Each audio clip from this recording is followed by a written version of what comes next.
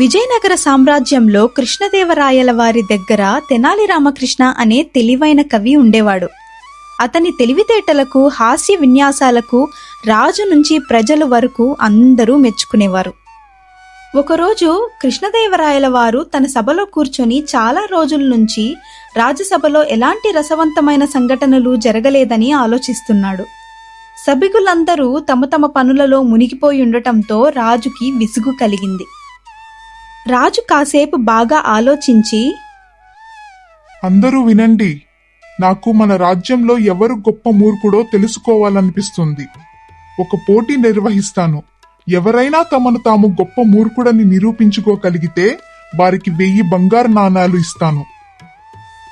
ఇంత వింత పోటీ ఇంతవరకు వినకపోవడంతో సభికులందరూ రాజు వైపు ఆశ్చర్యంగా చూశారు. రాజు యొక్క ఈ వింత ప్రకటన రాజధాని మొత్తం తొందరగా వ్యాపించింది. ప్రతి వీధిలో, ప్రతి ఇంట్లో దీని గురించే మాట్లాడుకున్నారు. అలా ఈ విషయం తెనాలి రామకృష్ణకు కూడా తెలిసింది. తెనాలి మనసులో ఏం ఆలోచిస్తున్నాడో అర్థం చేసుకున్న అతని భార్య, మీరు మూర్ఖులు కాదు కదా, ఈ పోటీలో భాగం అవ్వకండి అని చెప్పగా తెనాలి రామ నవ్వి, అయ్యో ఒసే పిచ్చిదాన, మూర్ఖత్వం అనేది కూడా ఒక కళే, దాన్ని తెలివిగా ఎలా వాడుకోవాలో నాకు తెలుసు అని అన్నాడు.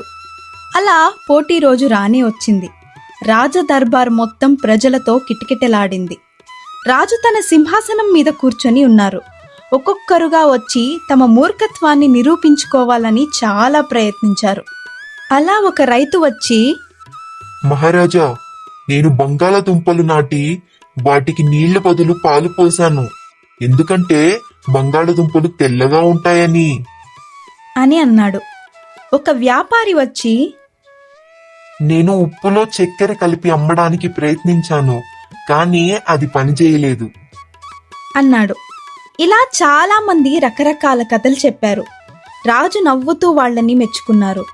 అందరి వంతు అయిపోయిన తర్వాత తెనాలి రామ సభలోకి వచ్చాడు.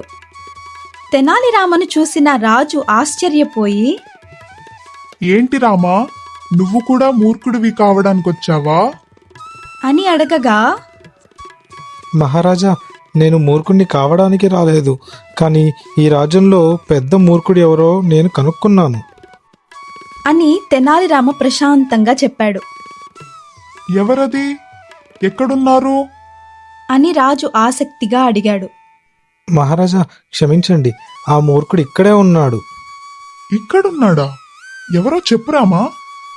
మహారాజా, అంటే అది ఆ మూర్ఖుడు మీరే అని అన్నాడు తెనాలి రామ. సభలో ఉన్న వారంతా ఒక్కసారిగా ఆశ్చర్యపోయారు. రాజుకి కోపం వచ్చింది. నన్ను మూర్ఖుడు అనడానికి నీకెంత ధైర్యం రామా? సరైన కారణం చెప్పకపోతే నిన్ను కారాగారంలో బంధిస్తాను అని రాజు కోపంగా అన్నాడు. తెనాలి రామ ఏమాత్రం భయపడకుండా చేతులు జోడించి, క్షమించండి మహారాజా, దయచేసి శాంతించండి. ఆలోచించండి, ఈ ప్రపంచంలో మూర్ఖులు చాలామందే ఉన్నారు. వారిని వెతకడం కోసం 1000 బంగారు నాణాలు మీరు ఖర్చు పెడతానంటున్నారు. గొప్ప గొప్ప పండితులను, కళాకారులను, విద్వాంసులను ప్రోత్సహించాల్సింది పోయి మూర్ఖులను వెతకడం కోసం డబ్బు ఖర్చు పెడతాం అంటున్నారు. దీనిని మూర్ఖత్వం కాకుంటే మరి ఏమంటారు మహారాజా? అందుకే నేను ఈ రాజ్యంలో మీరే గొప్ప మూర్ఖుడు అని ఉచ్చరించాను అని వినయంగా వివరించాడు. తెనాలి రామ చెప్పిన మాటలు విన్న రాజు కాసేపు బాగా ఆలోచించి తెనాలి చెప్పిన మాటలు నిజమేనని గ్రహించాడు. రాజు ముఖంలో కోపం పోయి నవ్వు వచ్చింది. రామా, నువ్వు చెప్పింది నిజమే. నా మూర్ఖపు ప్రకటనకు క్షమించండి. ఈ పోటీని రద్దు చేస్తున్నాను. కానీ రామా, నువ్వు నాకు గొప్ప పాఠం నేర్పించావు. ఈ 1000 బంగారు నాణాలు నీకే ఇస్తున్నాను. ఇది నీ తెలివితేటలకు నేనిచ్చే బహుమతి అని రాజు అనగా అందుకు తెనాలి రాముడు వినయంగా, ధన్యుణ్ణి మహారాజా, కానీ నాకు ఈ ధనము అవసరం లేదు. దయచేసి మీరు ఈ ధనమును మన రాజ్యంలో ఉన్న విద్వాంసులకు, కళాకారులకు అందించండి. వాళ్ళే అసలైన అర్హులు అని అన్నాడు. ఆ రోజు నుంచి కృష్ణదేవరాయలు మరింత తెలివిగా పాలన సాగించారు. తెనాలి రామ సలహాలను ఎప్పుడూ గౌరవించేవారు. ప్రజలంతా కూడా తెనాలి రామ తెలివితేటలను మెచ్చుకున్నారు. మీకు నా కథ నచ్చితే లైక్ చేయండి, షేర్ చేయండి, సబ్స్క్రైబ్ చేసుకోండి. మరిన్ని కథలతో మీ ముందరకు వస్తాను. ఇక ధన్యవాదాలు. నేను మా మహారాజు మళ్ళీ మిమ్మల్ని ఇంకో కథతో కలుస్తాము.